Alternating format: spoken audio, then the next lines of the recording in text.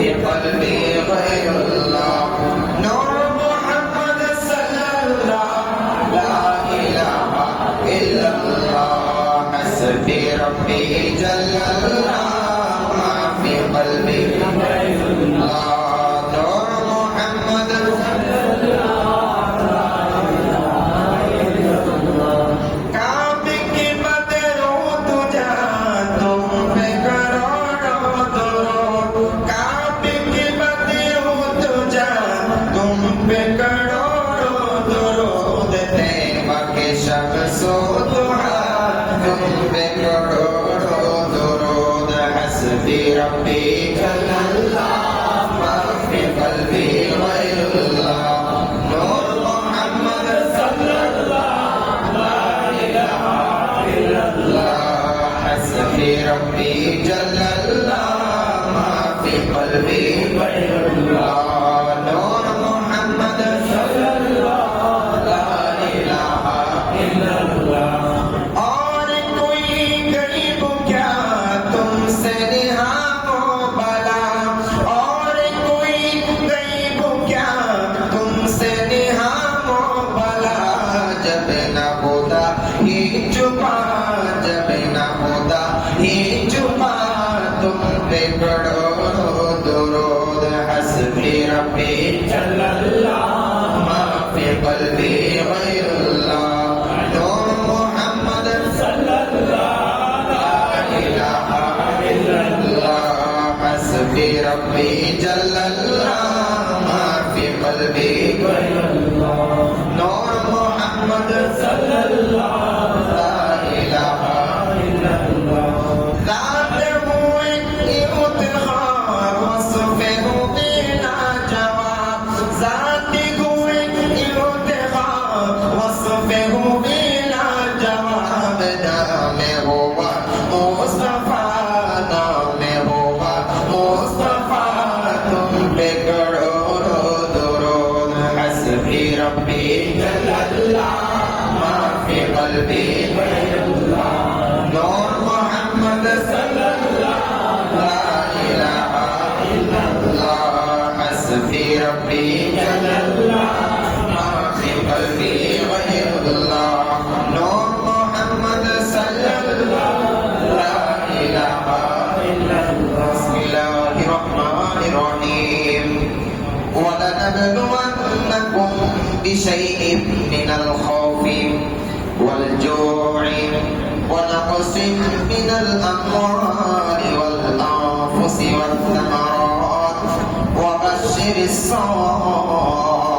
الصابرين صدق الله المولانا العظيم وصدق رسوله النبي الحبيب الكريم হে হোসেন নবীজির আওলাদ সালাম জানাই মোরা তোমায় সালাম জানাই মোরা একটু আমাদের আওয়াজে হে হোসেন নবীজির আওলাদ সালাম জানাই মোরা তোমায় সালাম জানাই মোরা তোমায় জানি না কেমন করে ছিলেন নবী সোনার মদিনায় জানি না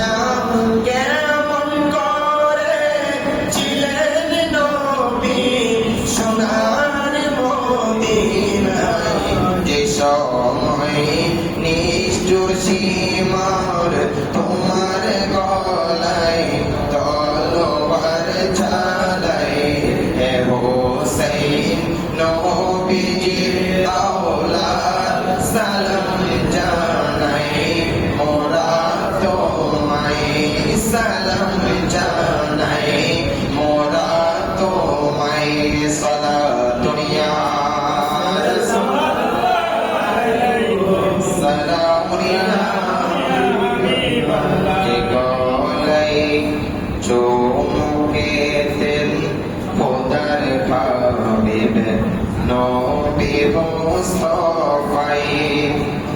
যে গলায় চুমুকে দেন আল্লাহর হাবিব নবী মুস্তাফা কিভাবে সে গলাতে ইয়াজিদের দল তলোয়ার চালায় হে হোসেন নবীজির আওলাদ সালাম জানাই মোরা তোমায় সালাত ইয়া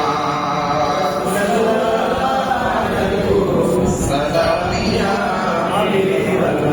মাতাই হাত বুলিয়ে গুম পড়াতে আম্মা ফাতেমাই যে মাতাই হাত বুলিয়ে গুম পড়াতেন আম্মা ফাতেমাই কিভাবে সে মাতাকে নিল তারা তীর আগায় হে হোসেন নবীজির আওলাদ সালাম জানাই মোরা তোমায় সালাত ইয়া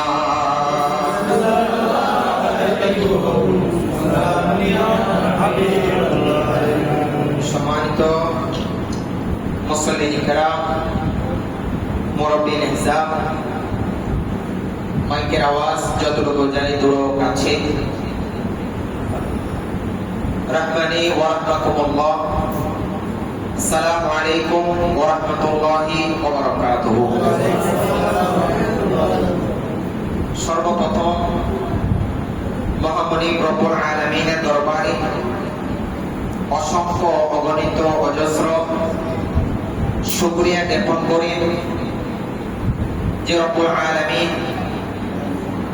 আমাদেরকে রিজিক দান করেছেন, যে রব্বুল আলামিন আমাদেরকে হায়াত দান করেছেন, যে রব্বুল আলামিন আমাদেরকে শক্তি দান করেছেন।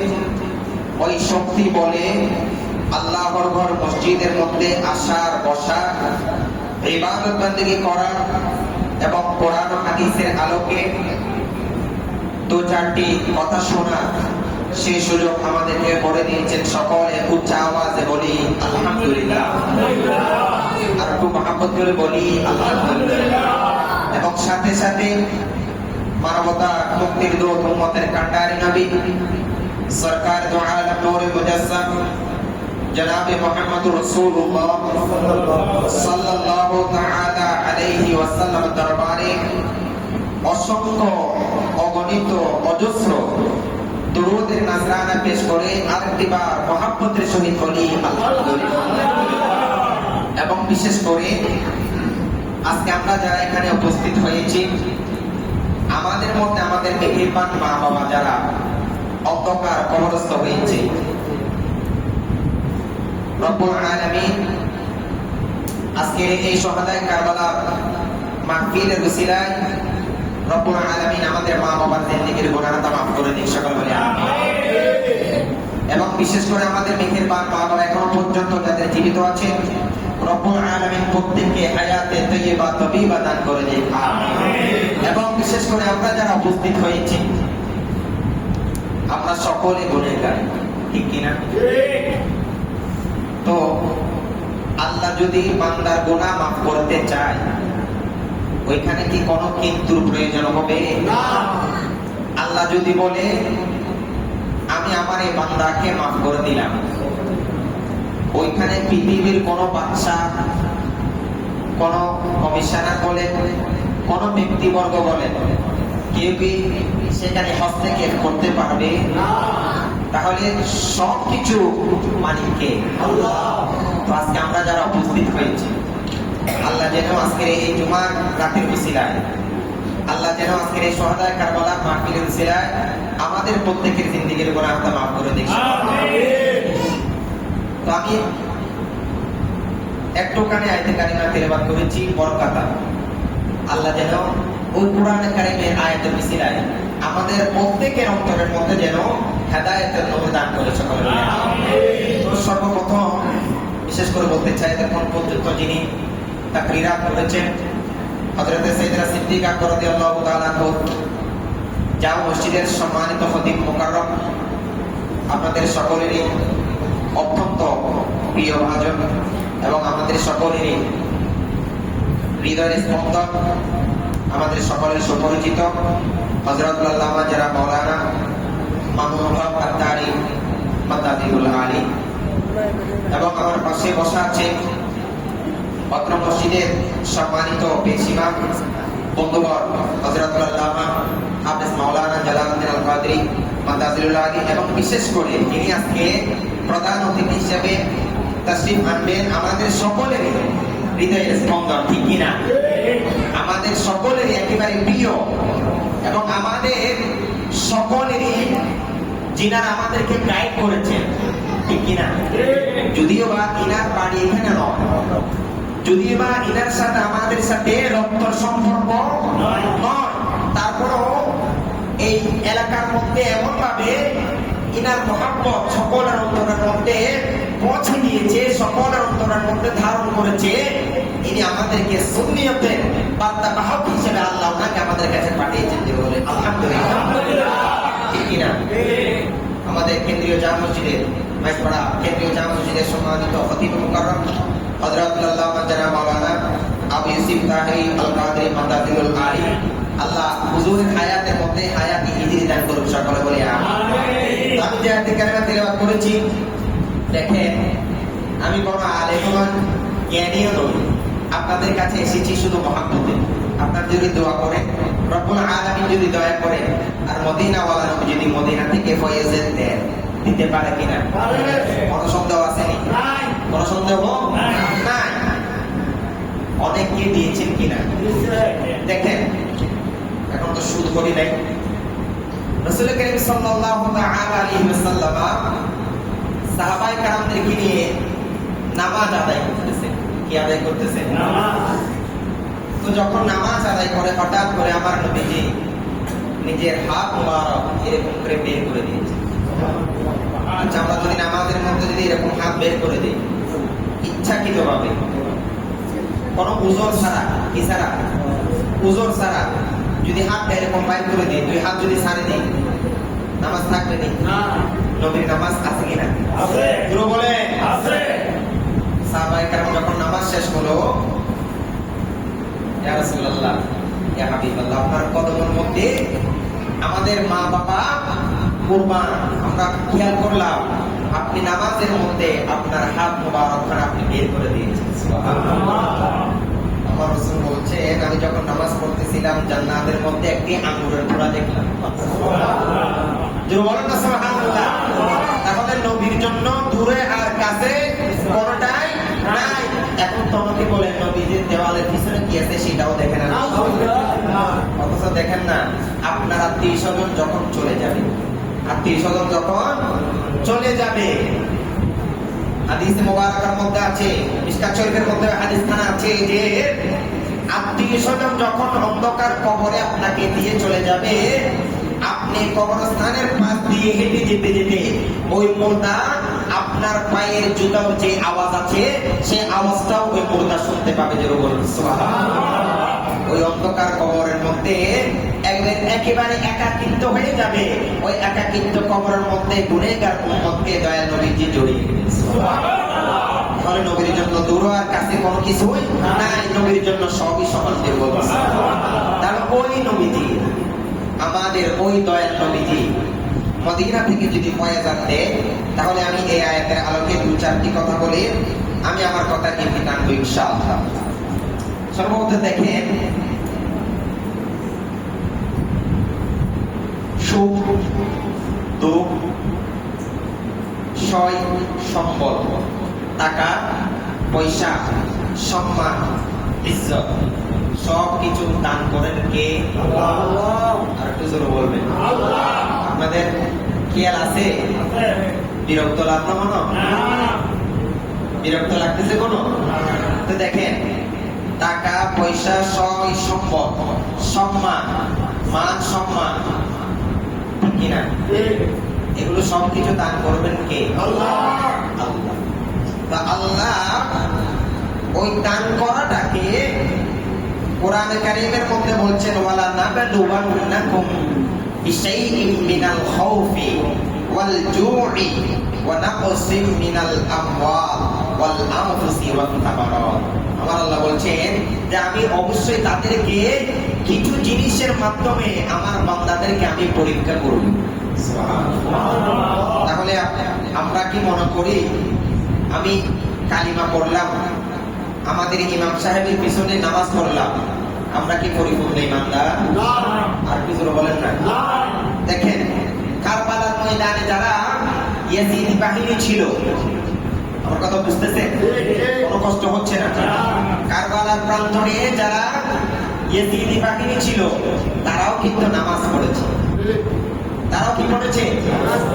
নামাজ পড়েছে। আবার হুসাইনি বাহিনী যারা তারাও নামাজ পড়েছে, কিন্তু তাদের জন্য লানত। আর হুসাইনি বাহিনী যারা তাদের জন্য আল্লাহ তাআলার স্পেশাল রহমত যোগান। ঠিক তেমনি ভাবে আমার দয়াল নবীজিকে আবু জেহেলও দেখেছিল, সিদ্দিক আকবর রাদিয়াল্লাহু তাআলা দেখেছে। একজন হয়েছে আশিক রাসূল, আরেকজন হয়েছে মুস্তাফি রাসূল। জোর বলুন ঠিক কি না? তাহলে ঈমান শুধু কালিমা পড়লে যে ঈমানদার তাই নয়। অন্তরের মধ্যে যদি ইশকে রাসূল না থাকে, অন্তরের মধ্যে যদি আহলে বাইতের মহব্বত না থাকে, অন্তরের মধ্যে যদি পরিপূর্ণ নামাজের ভালোবাসা না থাকে, অন্তরের মধ্যে যদি ইবাদত বন্দেগী না থাকে, অন্তরের মধ্যে যদি খুলুসিয়ত না থাকে, খুশুসিয়ত না থাকে, তাহলে ওই ব্যক্তি কোনোদিনও পরিপূর্ণ মুমিন হতে পারবে না। দেখেন আমি ওই দিকে যাচ্ছি না, আজকে আমি আপনাদের সামনে একজন মহিলা সম্পর্কে কথা বলার জন্য এসেছি। আপনারা বসতে রাজি আছেন কিনা? কথা জোর হও না, বসতে রাজি আছেন না? আর সময় দিয়ে আর ইমাম সাহেব হুজুর যতক্ষণ দায় যতক্ষণ শেষ, আমাদের হুজুর যতক্ষণ আসবে আমার বিশ্বাস শেষ, তো ততক্ষণ পর্যন্ত আমি আপনাদেরকে একটু আপনাদেরকে কষ্ট দিব, আপনারা চেষ্টা করবেন বসার জন্য। আল্লাহ আমাদের প্রত্যেকের হাজিরকে কবুল করুন, সকলে বলি আমিন।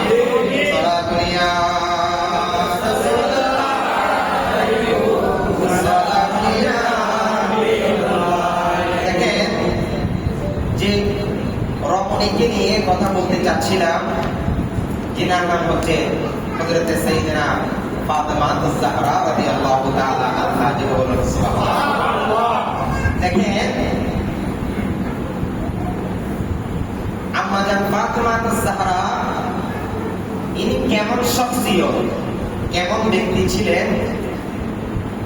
আমার রাসূল বলছেন যে আমি আমার কন্যা ইবনাতি ফাতেমাতু লিআন্নাল্লাহা ফাতামাহা ওয়া মুহাব্বিহা আনিন্না, যে আমি নিশ্চয় আমি আমার কন্যার ফাতেমা নামটা রাখার কারণ হচ্ছে এই জন্য, কারণ ওই ফাতেমাকে আল্লাহ ভালোবাসে এবং যারা ওই ফাতেমাকে ভালোবাসবে আল্লাহ কাল কিয়ামতের ময়দানে ওই সমস্ত বান্দাদেরকে জাহান্নামের আগুন থেকে দূরে রাখবে। জোরে বলুন সুবহানাল্লাহ। তাহলে আজকে আমরা বসেছি আহলে বাইতের মহব্বতে। কার মহব্বতে? আহলে বাইতের মহব্বতে। আহলে বাইতের মহব্বতে যেহেতু আমরা বসেছি, ওই আহলে বাইতের মহব্বতে আম্মা জান ফাতেমা আয-জাহরাকে ভালোবাসার দরকার আছে না? আছে। এবার আসেন দ্বিতীয় নাম্বার, হযরতে আয়েশা সিদ্দিকা রাদিয়াল্লাহু তাআলা আনহা। এমন তো আম্মা জান ফাতেমা আয-জাহরা রাদিয়াল্লাহু তাআলা আনহা অনেক ফজিলত, অনেক ফজাইল আছে। তার মধ্যে একটা হলো আমার রাসূল বলছেন যে যারা আমার ফাতেমাকে ভালোবাসবে, কাকে ভালোবাসবে? ফাতেমাকে। যারা আমার আহলে বাইতকে ভালোবাসবে, আমার রাসূল বলছেন আল্লাহ আমি রাসূল বলে দিচ্ছি আমি ফাতেমার কন্যাদ্বয় এবং আমার আলীকে আমি মহব্বত করি। আল্লাহ তোমার এই আহলে বাইতকে যারা ভালোবাসে তুমি আল্লাহ তাদেরকে ভালোবাসো। সুবহানাল্লাহ। খেয়াল করবে দ্বিতীয় নাম্বার, আম্মা জান হযরত আয়েশা সিদ্দিকা রাদিয়াল্লাহু তাআলা আনহা, আমার রাসূলের বিবি, আমাদের আম্মা জান, আমাদের কি আম্মা জান। তিনি হাদিস কানা বর্ণনা করছেন। এই হাদিস কানা বুখারী শরীফ প্রথম খণ্ড, মুসলিম শরীফ দ্বিতীয় খণ্ডের মধ্যে হাদিস কানা আছে। আম্মা জান আয়েশা সিদ্দিকা রাদিয়াল্লাহু তাআলা আনহা বর্ণনা করছেন যে আমার নবীজি ফসল মুবারক পৃথিবীর জমিন থেকে জগরি হায়াত শেষ করার আগে আগে কি হায়াত, আম্মা জান আয়েশা সিদ্দিকা রাদিয়াল্লাহু তাআলা আনহা বলেন আমার নবী পৃথিবীর জমিন থেকে জগরি হায়াত শেষ করার আগে আগে আম্মা জান ফাতেমা তাজহারা রাদিয়াল্লাহু তাআলা আনহাকে ডাকলেন, ও ফাতেমা শোনো শোনো। আম্মা জানের সাথে কানে কানে কিছুক্ষণ কথা বললেন। কথা বলার পরে আম্মা জানকে বললেন, ও ফাতেমা রে শোনো শোনো, আমি নবীজি পৃথিবীর জমিনের মধ্যে আর বেশি দিন থাকবো না, আর বেশি দিন থাকবো না। এই কথা যখন বললেন আম্মা জান ফাতেমা তাজহারা কান্না করতেছেন। অল্প কিছুক্ষণ পরে দেখা যায় আম্মা জান ফাতেমা তাজহারা আবার মৃদু মৃদু করে হাসলেন। সকল সাহাবায়ে কেরাম এবং মহিলারা জিজ্ঞাসা করলেন, ও ফাতেমা, আমরা প্রথম দেখলাম তুমি কান্না করতেছো, আবার তারপরে দেখলাম তুমি আবার মৃদু করে হাসতেছো। আম্মা জান বললেন, আমার রাসূল বললেন, আমার রাসূল পৃথিবীর জমিনের মধ্যে আর বেশি দিন থাকবে না। আমি ফাতেমা সেই জন্য কান্না করলাম। দ্বিতীয় নম্বরে আমার নবী বললেন, পৃথিবীর জমিনের মধ্যে যত মহিলাগণ আছে আমি ফাতেমাকে রব্বুল আলামিন জান্নাতের মধ্যে সকল মহিলাদের সরদার বানাবে। জোরে বলুন সুবহানাল্লাহ। সকল মহিলাদের কি বানাবে? সরদার বানাবে। শুধু তাই নয়, আম্মা জান ফাতেমা তাজহারা ইনারা আহলে বাইত, ইনারা আমাদেরকে শিক্ষা দিয়েছেন, ইনারা আমাদেরকে আল্লাহর ইবাদত কিভাবে করতে হয় সেটার শিক্ষা দিয়েছেন, ইনারা আমাদেরকে রব্বুল আলামিনকে কিভাবে ভালোবাসতে হয় সেটা শিক্ষা দিয়েছেন। জোরে বলুন সুবহানাল্লাহ। নারে তাকবীর, নারে রিসালাত, নারে গাউসিয়া। সালাতুল ইয়া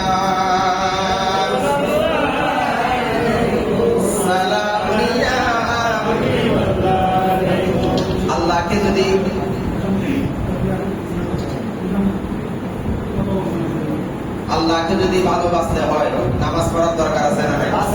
আর একটু জোরে বলেন। নামাজটা কিভাবে পড়তে হবে সেটারও শিক্ষার দরকার আছে না? এই দেখেন আহলে বাইত যারা আছে তারা আমাদেরকে কিভাবে নামাজ কিভাবে পড়তে হয় সেটাও আমাদেরকে শিক্ষা দিয়েছেন। জোরে বলেন সুবহানাল্লাহ।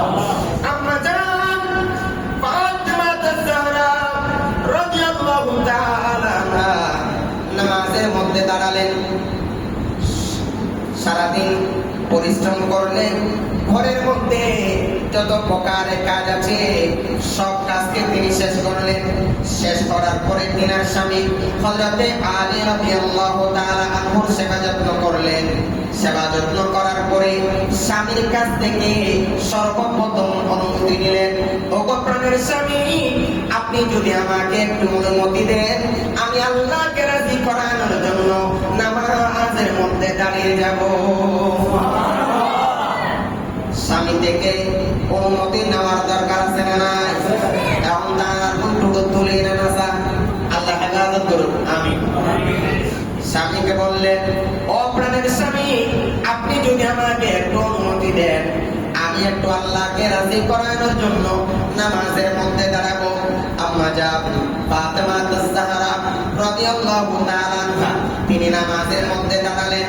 2 রাকাত নামাজের জন্য তিনি নিয়ত করেছেন। দেখেন ফরজ নামাজের পরে পৃথিবীর জমিনের মধ্যে যত আল্লাহর বলিগণ আছে ইনারা একমাত্র আল্লাহ তাআলার নৈকট্য লাভ করেছেন নফল নামাজের মাধ্যমে। এখন তো আমরা ফরজ নামাজটাই ভালো করে আদায় করতে চাই না, ঠিক কিনা? আমাদের মধ্যে এখন আমরা যত আপডেট হচ্ছি, জেনারেশন যত আপডেট হচ্ছে, সর্বপ্রথম আমরা দেখেছিলাম এশারের নামাজ ছিল 17 রাকাত পড়তো, তারপর দেখতেছি 13তে আসলো, তারপর দেখতেছি সেটা 9 এর মধ্যে আসলো, এখন দেখতেছি 8 করে আর নামাজই নাই। নাউজুবিল্লাহ, ঠিক কিনা? তো আমরা এখন যত আপডেট হচ্ছি নামাজও তত বলুন না, ঠিক কিনা? আছে না নাই? আমরা এখন যত আপডেট হচ্ছি ইবাদত বندگی আমাদের থেকে কমে যাচ্ছে। আল্লাহ আমাদেরকে হেফাজত করুন। আমাদের ফাতেমা আয-জাহরা নামাজের মধ্যে দাঁড়ালেন, গভীর রজনী যখন হলো আম্মা জান এখনো পর্যন্ত 2 রাকাত নামাজ আদায় করতেছে। ওই 2 রাকাত নামাজের মধ্যে তিনি পড়ে রইলেন। যখন নামাজ শেষ হচ্ছে না, নামাজের মধ্যে যখন ইবাদত বندگির মধ্যে যত তাসবিহ তিনি পড়তেছেন, তাসবিহ পড়তে পড়তে পড়তে পড়তে ওইদিকে দেখা যায় মসজিদের মধ্যে ফজরের আযান হচ্ছে। জোরে বলুন সুবহানাল্লাহ। নামাজ শেষ করলেন, রব্বুল আলামিনের দরবারের মধ্যে 2 হাত প্রসারিত করে ফরিয়াদ করলেন, আয় রব্বুল আলামিন, এমন কোন রজনী আপনি আমাকে দান করলেন যে রজনীর মধ্যে আমি 2 রাকাত নামাজ আদায় করতে করতে পুরো রজনীটা শেষ হয়ে যাচ্ছে। রব্বুল আলামিন, এমন একটি রজনী আপনি আমাকে দান করুন যে রজনীর মধ্যে আমি নামাজ পড়তে পড়তে আপনি রব্বুল আলামিনকে রাজি করাবো। জোরে বলুন সুবহানাল্লাহ। এটা হচ্ছে মা ফাতেমা আয-জাহরা। দেখেন, তারপরে আমার রাসূল কি শিক্ষা দিয়েছে? 1 নাম্বার হচ্ছে আল্লাহ তাআলার ভয়। কার ভয়? আল্লাহর ভয়। আল্লাহকে ভয় করতে হবে কিনা? আর কিছু বলেন না। আল্লাহকে ভয় করার দরকার আছে না? আর কিছু বলেন। আজকে আমরা আমাদের থেকে রব্বুল আলামিনের ভয় চলে যাওয়ার কারণে আমরা আজকে দ্বীন ইসলাম থেকে ধীরে ধীরে ধীরে ধীরে আমরা সকলে লাঞ্ছিত হয়ে যাচ্ছি, ঠিক কিনা? দ্বীন ইসলামের মধ্যে আজকে আমরা নামাজ থেকে সরে যাচ্ছি, আজকে আমরা ইবাদত বندگی থেকে সরে যাচ্ছি। মসজিদের মধ্যে নামাজ হচ্ছে, মসজিদের মধ্যে মুসল্লি নাই, কিন্তু রাস্তাঘাটের মধ্যে মানুষের অভাব ঠিক কিনা? দেখেন, সেদিকে যাচ্ছি না। রব্বুল আলামিনকে কিভাবে ভয় করতে হবে সেটা আমার নবী আহলে বাইতের মাধ্যমে আমাদেরকে শিক্ষা দিচ্ছে। সুবহানাল্লাহ। হাদিসের মধ্যে একটা হাদিস নকল করা হয়েছে, সেটা হলো হযরত সাওবান রাদিয়াল্লাহু তাআলা তিনি বর্ণনা করছে যে আম্মা জান ফাতেমা আয-জাহরা ইনার স্বামী হযরত আলী রাদিয়াল্লাহু তাআলা একদিন ওনাকে একটা স্বর্ণের একটা চেন উপহার দিয়েছে। কিসের চেন? স্বর্ণের চেন। আমার নবীর তো একটা অভ্যাস ছিল যে এখানে যাক না কেন সর্বপ্রথম নিজের কন্যার ঘরের মধ্যে কন্যাকে দেখার জন্য প্রত্যেক দিন চলে আসে। যখন আসলেন আম্মা জান ফাতেমা আয-জাহরা নিজের চেনখানা খুলে আমার দয়াল নবীর হাতের মধ্যে দিলেন। আমার নবীর হাতের মধ্যে দিয়েছে।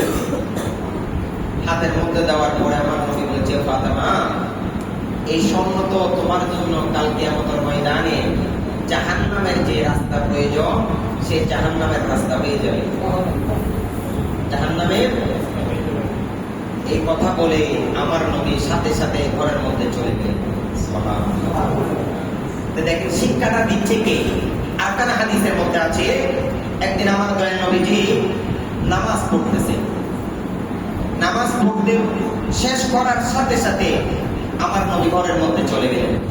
সাহাবায়ে কেরাম সকল আশ্চর্য হয়ে গেলেন। সেটা হলো, আমার নবীজি প্রত্যেকদিন নামাজ শেষ করে আমাদেরকে বসে কিছু নসিহত করতেন, আমাদেরকে নিয়ে কিছুক্ষণ মাসলা মাসাইল কিংবা আমাদের জন্য কিছু ওসিয়ত করে যেতেন। আজকে তো নবীজি নামাজ শেষ করার সাথে সাথে কোথায় চলে গেলেন? বুঝতে কোথায় গেলেন? ঘরের মধ্যে চলে গেলেন। আমার নবী আবার আসলেন। আসার সাথে সাথে সাহাবায়ে কেরাম জিজ্ঞাসা করলেন, ইয়া রাসূলুল্লাহ, আজকে দেখলাম অনাকাঙ্ক্ষিতভাবে আপনি হঠাৎ করে ঘরের মধ্যে চলে গেলেন। আমার নবী বলে, ও ও সাহাবায়ে কেরাম শোনো, আমি নবী যখন নামাজ পড়তেছিলাম হঠাৎ করে আমার মনে আসলো আমি নবীর ঘরের মধ্যে এক টুকরা স্বর্ণ এখনো পর্যন্ত মজুদ আছে।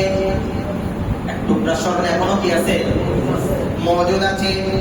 আমি নবী যদি এই স্বর্ণ কেনা ঘরের মধ্যে রেখে চলে যাই, আমি নবী যদি পৃথিবীর জমিন থেকে জগিরি হায়াত শেষ করি, হতে পারে এই স্বর্ণ কেনা একটা অশুভ পরিণয় আমার জন্য বয়ে আনবে। ওইটা মনে পড়ার সাথে সাথে আমি নবী এই স্বর্ণ কেনা গরিব এতিমদের কাছে বিলীন করে দিলাম। জোরে বলুন সুবহানাল্লাহ। ফাতিমা রাদিয়াল্লাহু তাআলা আনহাকে আমার নবী শিক্ষা দিলেন, ও ফাতেমা, এই স্বর্ণ তোমার জন্য আগুনের জন্য যেটা সম্বল দরকার সেটা হতে পারে। আম্মা জান ফাতেমা তাজজাহরা সাথে সাথে আর দেরি করেন নাই, ওই স্বর্ণ কেনা বিক্রি করে যত গরিব মিসকিনরা আছে প্রত্যেকের কাছে তিনি বিলীন করে দিয়েছেন। জোরে বলুন সুবহানাল্লাহ। এখন তো আমাদের মধ্যে যাদের কাছে স্বর্ণ আছে, স্বর্ণর জন্য যে যাকাত আসে, ওই যাকাত কি করে না? আছে না নাই? আর কি জোরে বলেন না? অথচ দেখেন আমার নবী বলেছে, যখন স্বর্ণ টাকা পয়সা আপনার নেশাব পরিমাণ সম্পদ যখন হবে, আপনি ওই নেশাব পরিমাণ সম্পদের যখন যাকাত আপনি দান করবেন, আমার নবী বলছে পৃথিবীর জমিন থেকে যত প্রকারের আপনার গরিব মিসকিন আছে, গরিবতা আমার নবী বলছে সেটা দূর হয়ে যাবে। সুবহানাল্লাহ। দেওয়ার দরকার আছে না নাই? আর কি জোরে বলেন না? আছে। আমার নবী শুধু তাই নয়, আহলে বাইতকে আরো শিক্ষা দিয়েছেন, ও ফাতেমা, শুধু এই টাকা পয়সা সেটা নয়, তুমি যদি এই পৃথিবীর জমিনের মধ্যে তুমি যদি আরাম আয়েশের জিন্দেগিকে তোমার জন্য করে নাও, এটা তোমাকে আল্লাহ থেকে দূরে নিয়ে যাবে। আল্লাহ থেকে কোথায় নিয়ে যাবে? দূরে নিয়ে যাবে।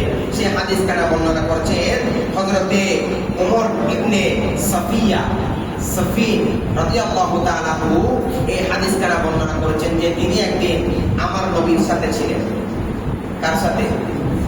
আচ্ছা দেখেন, নবীর সাথে থাকাটা এটা কি সৌভাগ্যের ব্যাপার কিনা? আর কিছু বলেন না? নবীর সাথে থাকা, নবীর সাথে নামাজ পড়া, এটা রহমতওয়ালা কিনা? এটা বড় বরকতওয়ালা কিনা? নবীর সাথে নামাজ পড়তে পারা এর চাইতে বড় বরকতমণ্ডিত নামাজ আর হতে পারে? এখন তো অনেকে বলে নবী কাল কিয়ামতের ময়দানে নবীর নিজের কি হবে সেটা তো নবী জানে না। অনেক মসজিদের মধ্যে দেখা যায় মুহররমের মধ্যে মুহররমে ফজিলত বর্ণনা করা হয়, কিন্তু আহলে বাইতের মুহাব্বত মসজিদের মধ্যে বর্ণনা করা হয়। আর আমরা নীতিটা বুঝে নিব, তাদের অন্তরের মধ্যে আহলে বাইতের ভালোবাসা নয়, তাদের অন্তরের মধ্যে আহলে বাইতের জন্য বিদ্বেষ আছে। যে বলুন নাউজুবিল্লাহ। তো দেখেন, তিনি আমার নবীর সাথে ফজর নামাজ আদায় করলেন। দয়াল নবীজি ফজর নামাজ আদায় করার পরে আম্মা জান ফাতেমা তাজজাহরা রাদিয়াল্লাহু তাআলা আনহার ঘরের মধ্যে গেলেন কন্যাকে একটুখানি দেখার জন্য। কেমন মুহাব্বতের কন্যা ছিল। আমার নবী বলছে, আমি আমার ফাতেমার শরীর থেকে আমি জান্নাতের সেই সুঘ্রাণ পাই। শুধু সেই তা নয়, আমি আমার হাসান এবং হুসাইন, এই হাসান এবং হুসাইনের শরীর থেকে আমি জান্নাতের সেই সুঘ্রাণ পাই। সুবহানাল্লাহ। क्या बात रज़ा उस चमनिस्तान करम की, क्या बात रज़ा उस चमनिस्तान करम की, ज़हरा गली और हुसैन और हसन फूल जुर्म सलातुलिया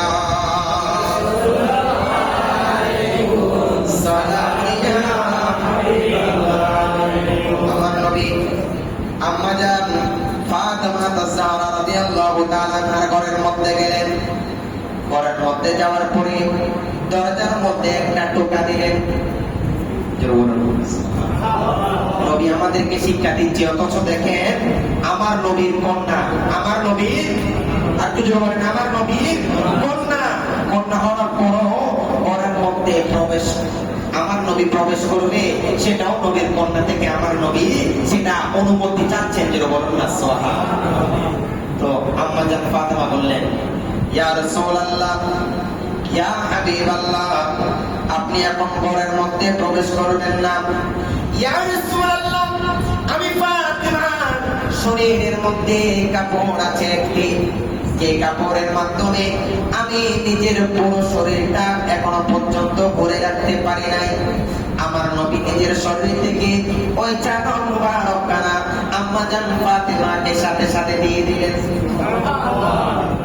আমার নবী বললেন, আমি কি এখন আসতে পারি? আম্মা জান ফাতেমা আয-জাহরা রাদিয়াল্লাহু তাআলা আনহা ঘরের মধ্যে আসার জন্য আমার নবীকে অনুমতি দিলেন। আমার নবী যখন আসলেন, আম্মা জানকে বললেন, আমার সাথে একজন মেহমান এসেছে, মেহমানকে একটু মেহমানদারি করো। তাহলে বুঝতে হবে মেহমানকে মেহমানদারি করা সেটা কার সুন্নাত? আর কিছু বলেন না। নবীকে বলতেছেন, ইয়া রাসূলুল্লাহ, আজকে 3 দিন হয়ে যায় আমি ফাতেমা সহ আমার ঘরের মধ্যে আমার সন্তান 3 দিন পর্যন্ত তারা খাইতে পারে না। কয়দিন? ইয়া রাসূলুল্লাহ, শুধু তাই নয়, এমন কিনা আমাদের আমরা এমন কিনা লালন পালন করেছি ইয়া রাসূলুল্লাহ, যে কিনার মাধ্যমে আমাদের অন্তর, আমাদের পুরো শরীরটা একেবারে রোগে রোগান্বিত হয়েছে। ইয়া রাসূলুল্লাহ, শরীরটা একেবারে খোদার মধ্যে জর্জরিত হয়েছে। ইয়া রাসূলুল্লাহ, আমরা তো নিজেরা পর্যন্ত 3 দিন পর্যন্ত খাইতে পারছি না। ইয়া রাসূলুল্লাহ, আপনি যে মেহমান এনেছেন, আমরা ওই মেহমানকে কিভাবে মেহমানদারি করব?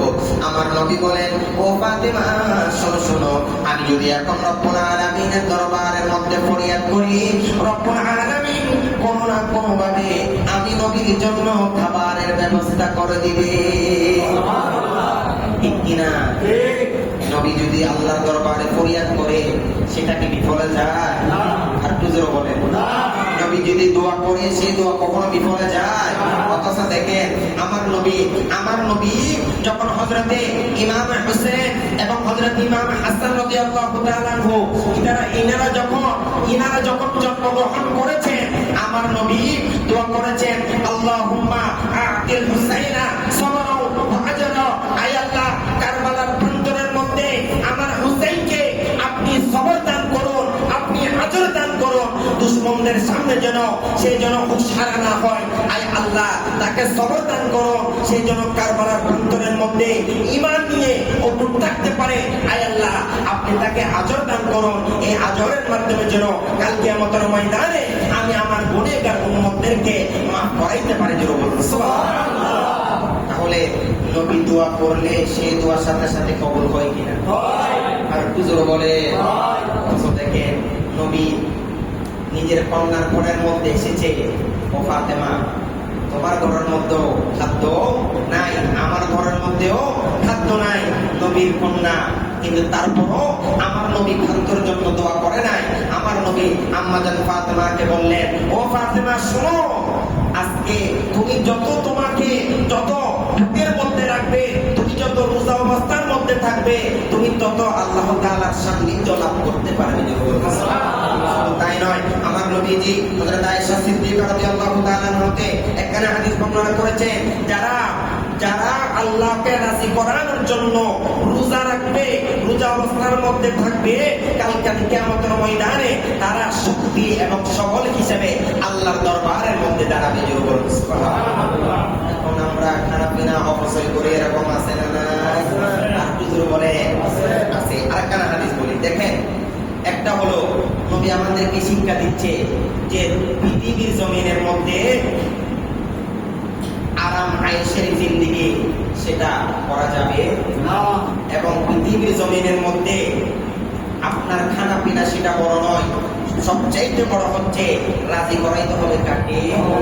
আগে দেখেন আরেকখানা হাদিস, হযরতে আব্দুল্লাহ ইবনে আব্বাস রাদিয়াল্লাহু তাআলা মধ্যে একটা হাদিস তিনি বর্ণনা করেছেন যে একদিন বনি সুলাইমের একজন ব্যক্তি ছিল,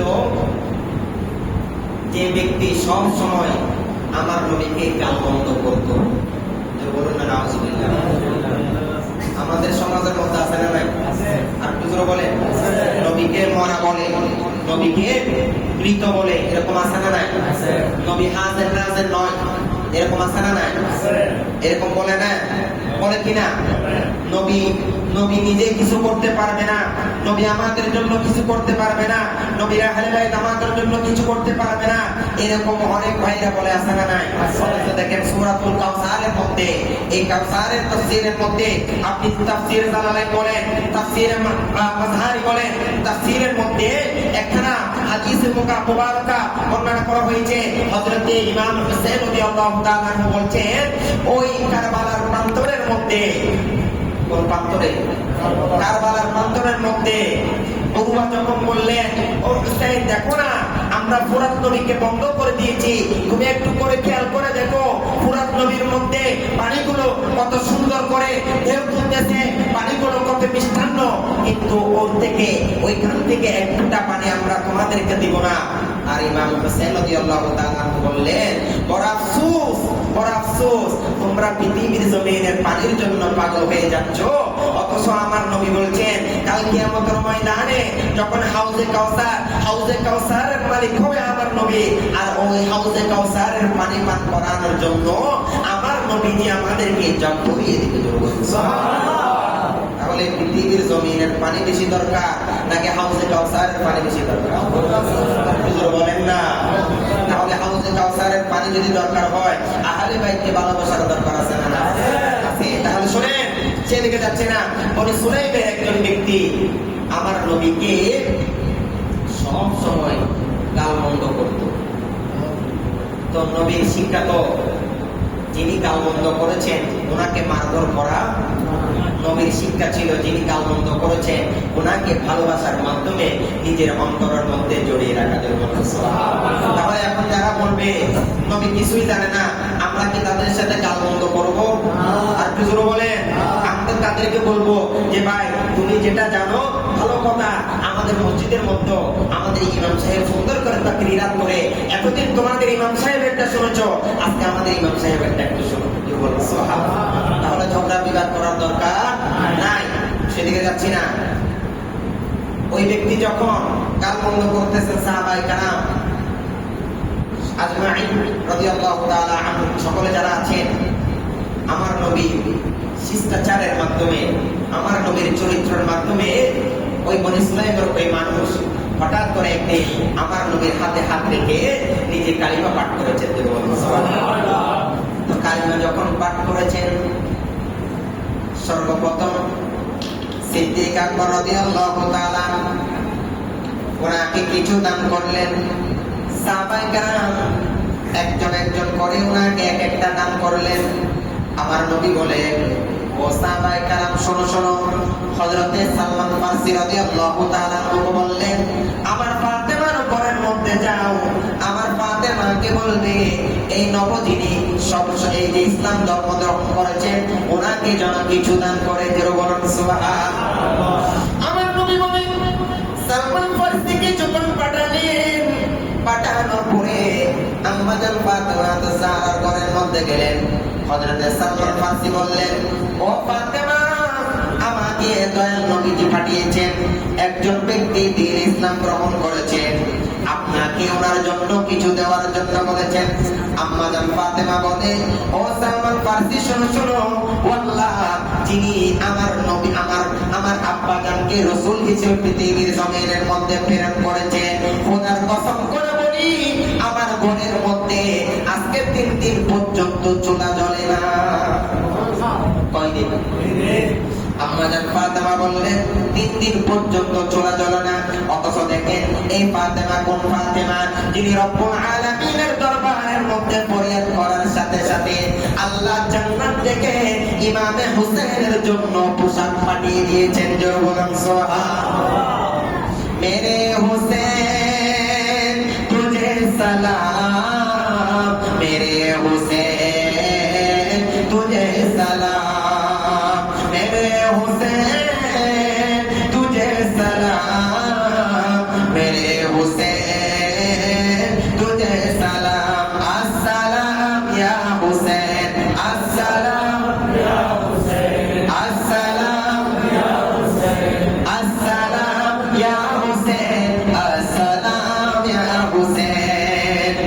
जिनको तो कैसे कोफा बुलाया गया, जिनको बेटे बिठाया सताया गया, जिनको बच्चों को सियासा बुलाया गया, जिनकी गर्दन पे खंजर चलाया गया, उसे हुसैन इब्न हैदर पे लाखों सलाम। मेरे हुसैन तुझे सलाम, मेरे हुसैन तुझे सलाम। अस्सलाम या हुसैन, अस्सलाम या हुसैन, अस्सलाम या हुसैन, अस्सलाम या हुसैन। सलातुन या सलातुन या। হযরতে সালমান ফার্সিকে বললেন, ও সালমান ফার্সি, আপনি যখন আমার ঘরের মধ্যে আসলেন, আমার আব্বা জান অবশ্যই জানে আমার ঘরের মধ্যে আজকে 3 দিন পর্যন্ত ঘরের মধ্যে চুলা জ্বলে না। ও সালমান ফার্সি, শুরু তারপরও আমি আপনাকে খালি হাতে পাঠাবো না, কারণ নবীর ঘরের মধ্যে যারা আসে, নবীর ঘর থেকে তারা কখনো খালি হাতে যায় না। নবীর ঘর থেকে খালি হাতে কেউ যায় না। আম্মা জান কি করলেন, তিনার গায়ের মধ্যে একটা চাদর ছিল। হযরতে সালমান ফার্সিকে বললেন, ও সালমান ফার্সি, বাজারের মধ্যে একজন শামাউন নামে একজন ব্যক্তি আছে, এই চাদরখানা আপনি তার কাছে নিয়ে যান, তার কাছে বিক্রি করে যা কিছু আপনি পাবেন সব কিছু ওই ব্যক্তির কাছে আপনি দান করে দিবেন। সুবহানাল্লাহ। সালমান ফার্সি ওই চাদরখানা নিলেন, ওই চাদরখানা নিয়ে ওই শামাউন ব্যক্তির কাছে গেলেন। শামাউন এই চাদরখানা দেখার সাথে সাথে বললেন, আমাদের নবী বনি ইসরাইলের যিনি নবী ছিলেন হযরতে মুসা কালিমুল্লাহ আলাইহিস সালাতু ওয়াস সালাম বললেন, আখির জামানার মধ্যে এমন নবী হবে যে নবীর ঘরের মধ্যে যারা আহলে বাইত হবে, তাদের ঘরের মধ্যে যখন কোনো ব্যক্তি কিছু চাইতে যাইবে, ওরা তাদের ঘরের মধ্যে কোনো কিছু না থাকার পরও তারপর ওই ক্ষুধার্ত ব্যক্তিদেরকে খালি হাতে যেতে দিবে না। জোরে বলুন সুবহানাল্লাহ। খালি হাতে যেতে দিবে না। সাথে সাথে যখন শামাউন দেখলেন, এই চাদর দেখার সাথে সাথে ওই শামাউন আহলে বাইতের মুহাব্বতের মধ্যে পড়ে যে একজন বিতর্কী ছিল, সাথে সাথে দ্বীন ইসলামের মধ্যে পদার্পণ করেছেন। জোরে বলুন সুবহানাল্লাহ। আর একটু জোরে বলেন না সুবহানাল্লাহ। দেখেন ওই চাদরখানা আবার আম্মা জান ফাতেমা আজ-জাহরাকে ফিরিয়ে দিলেন। ওই খাদ্যগুলো আমার নবীর হাতের হাত মুবারকের মধ্যে দান করলেন। দান করার পরে ওইখান থেকে সালমান ফার্সি বললেন, আপনি তো এখান থেকে চাইলে কিছু নিতে পারেন। আম্মা জান ফাতেমা বললেন, নয়, এই খাদ্য আমার জন্য নয়, এই খাদ্যগুলো আমার নবী যাদের জন্য আনার জন্য বলেছে, এই খাদ্যগুলো তাদের জন্য। জোরে বলুন সুবহানাল্লাহ। তাহলে দান করার দরকার আছে না নাই? এই কথা বললাম এই জন্য, এই খাদ্য নবী যাদের জন্য বলেছে তাদেরকে দিয়ে আসো, এই খাদ্য আমাদের জন্য নয়। এখন তো এরকম খাদ্য বরাদ্দ বলে আগে নিজের ঘরের মধ্যে, ঠিক কিনা? এখন যখন গরিব মিসকিনদের জন্য কোনো কিছু বরাদ্দ হয়, আগে যারা বরাদ্দ করতে দিল তার ঘরের মধ্যে সব কিছু স্টক থাকে, ঠিক কিনা? আল্লাহ আমাদেরকে হেফাজত করুক। সেদিকে যাচ্ছি না, অথচ দেখেন নারে তাকবীর, নারে রিসালাত, নারে গাউসিয়া, উলামায়ে আহলে সুন্নাহ হযরতুল আল্লামা জনাব মাওলানা আবু ইউসুফ তাহরি আল কাদরি মুতাসিরুল আলিম। সকলে বসে পড়ুন।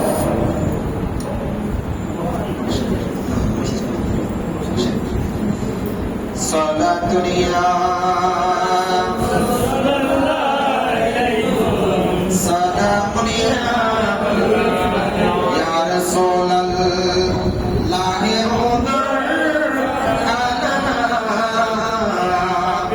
ইয়া হাবিবাল্লাহ মা ক্বালানা সালাতুন ইয়া সালাতুন ইয়া। আপনাদের মনোযোগ আছে নি? সকল উচ্চ আওয়াজে বলি আলহামদুলিল্লাহ। আর একটু জোরে বলি আলহামদুলিল্লাহ। আমাদের প্রধান মেহমান আলা এসে উপস্থিত হয়েছেন। আমি আপনাদেরকে আর বেশিক্ষণ আমার তাকরীর দিকে তো করব না। তো শেষ যেটা বলতে চাই সেটা হলো রব্বুল আলামিন বান্দাদেরকে পরীক্ষা করবে ভয়ের মাধ্যমে। কিসের মাধ্যমে?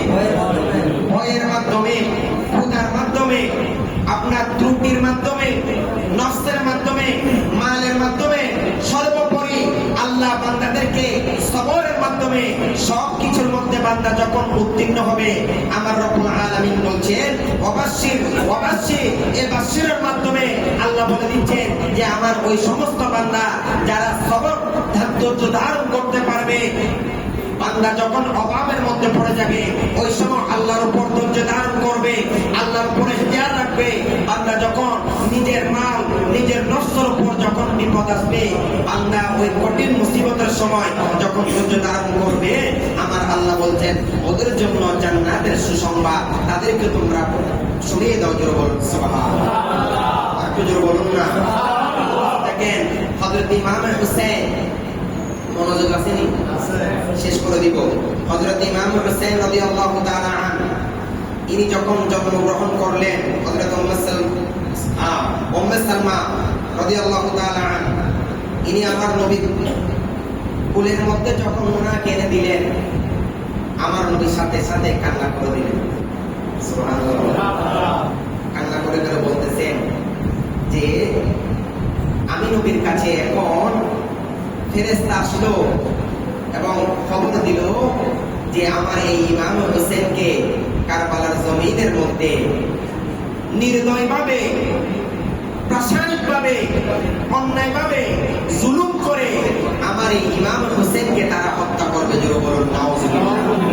আমার নবী দোয়া করেছেন, আল্লাহ কারবালার জমিনের মধ্যে আমার হোসেন যেন ধৈর্য ধারণ করতে পারে। আল্লাহ আল্লাহুম্মা আ'তিল হুসাইনা সবরা, আল্লাহ আমার হোসেনকে তুমি সবর ধৈর্য ধারণকারী হিসেবে তুমি কবুল করে নাও। জোরে বলুন সুবহানাল্লাহ। দেখেন শুধু তাই নয়, এই খবর যখন আম্মা জান ফাতেমা আয-জাহরা রাদিয়াল্লাহু তাআলা আনহা শুনলেন, মা ফাতেমা আয-জাহরা রাদিয়াল্লাহু তাআলা আনহা বলছেন, আয় আল্লাহ আমার হোসেনের বদৌলতে কাল কিয়ামতের ময়দানে আপনি আমার আব্বা জানের গুনাহগার উম্মতের জিন্দেগীর গুনাহটা মাফ করে দিন। সুবহানাল্লাহ। দেখেন ইনি আম্মা জান দোয়া করেছেন এরকম। আর হযরত আলী রাদিয়াল্লাহু তাআলা যখন ওই তুফ নামক স্থানের মধ্যে গেলেন, হযরত আলী রাদিয়াল্লাহু তাআলা বলছেন এই স্থানের মধ্যে আমার ইমাম হুসাইনের যে বাহনগুলো থাকবে তারা এই স্থানের মধ্যে বসে পড়বে। সুবহানাল্লাহ।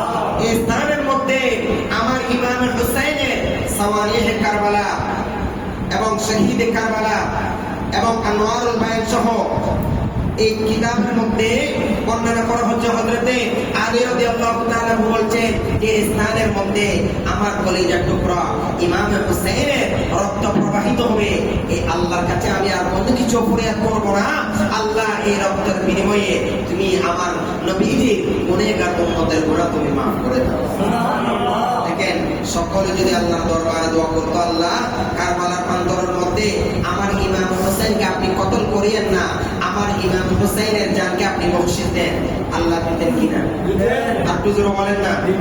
দিতেন। তারপরও সেটা চাই নাই, বরঞ্চ গুনাহগার উম্মতের জন্য আব্বা জানের, আমার মা ফাতেমা আয-জাহরা রাদিয়াল্লাহু তাআলা আনহার আব্বা জানের উম্মতের গুনাহগারের জন্য তাদেরকে তাদের জানকে বিসর্জন করে দিয়েছে। তাহলে ওই আহলে বাইতকে ভালোবাসার দরকার আছে না নাই? একটু জোরে বলেন। এখন দেখা যাবে মসজিদের মধ্যে মুহররম মাসের ফজিলত বর্ণনা করে করে মসজিদের মাইক ভাঙা হবে, কিন্তু আহলে বাইতের মহব্বত নিয়ে, ভালোবাসা নিয়ে ওয়াজ নসিহত করা হবে। তাহলে আহলে বাইত যারা ভালোবাসবে তারা সংখ্যায় বেশি হবে না কম হবে? আর একটু জোরে বলেন। কারবালার প্রান্তরের মধ্যে কত ছিল? ৭২ জন, মতান্তরে ৮২ জন, তার বেশি হলো ৮৪ জন, কিন্তু ওইদিকে ইয়াজিদের সৈন্য ছিল ২০,০০০। কত? ২০,০০০। উবাইদুল্লাহ বিন জিয়াদ ইয়াজিদের কাছে চিঠি লিখলেন, ওই সময় সৈন্য ছিল ৪,০০০। কয় হাজার? আমি শেষ করে দিচ্ছি। হুসাইনি সৈনিক ছিল ৭২ জন। কত জন? ৭২ জন। একটা আওয়াজ করে কয় জন? ৭২। ইয়াজিদি ছিল ৪,০০০। কত? ৪,০০০। ইয়াজিদ নবীদের কাছে চিঠি পাঠানো হলো, একটু দয়া করে কারবালার প্রান্তরের মধ্যে আরো কিছু সংখ্যক সৈন্য সেনা আপনি পাঠিয়ে দিন। ইয়াজিদ ওই চিঠির উত্তর পাঠালেন, তোমরা তো 4000, তারা তো 72, তাহলে কিসের ভয়? আবার চিঠি লিখলেন, আপনি মনে হয় ভুলে গিয়েছেন তাদের রক্তের মধ্যে, তাদের নসলের মধ্যে নবীজির রক্ত মুবারক আছে, তাদের নসলের মধ্যে আলী রাদিয়াল্লাহু তাআলা আনহু রক্ত মুবারক আছে। তারা এক একজন 1000-এর চাইতে আরো বেশি শক্তিশালী। তাহলে হুসাইনের কাফেলার মধ্যে মানুষ থাকবে কম, কিন্তু তারা সকলে পরিপূর্ণ আল্লাহ এবং রাসূলের মহব্বত করবে, ইবাদত বন্দেগি করবে। আল্লাহ আমাদের প্রত্যেককে কবুল করুন, সকলে বলে আমিন। আমার অবচন বক্তব্য এখানে শেষ করছি। ওয়া আখিরু দাওয়ানা আলহামদুলিল্লাহি রাব্বিল আলামিন। আসসালামু আলাইকুম ওয়া রাহমাতুল্লাহি ওয়া বারাকাতুহু। সম্মানিত এলাকাবাসী, আপনারা এখন পর্যন্ত যারা বিচ্ছিন্ন বিক্ষিপ্তভাবে এখানে ওখানে ঘোরাফেরা করছেন, সকলের কাছে